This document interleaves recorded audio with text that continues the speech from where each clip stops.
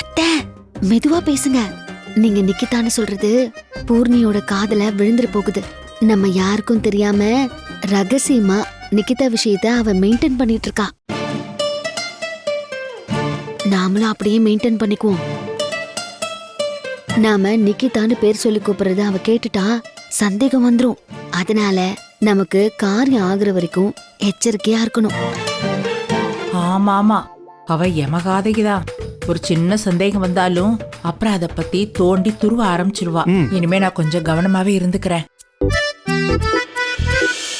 இதே மாதிரிதான் செவந்தி என்ன விடாம துரத்தி துரத்தி முழுசா நம்ப வச்சு கடைசியில என்ன ஏமாத்திட்டு ஓடி போயிட்டான். சிந்து, அவன் உனக்கு பண்ண துரோகத்துக்கு வட்டியும் முதலமா சேர்த்து வச்சு திருப்பி கொடுக்கறதுக்கு தான் நாம இந்த டிராமாவே பண்ணிட்டு இருக்கோம். சாப்பிடு. சரி சாப்பிடு.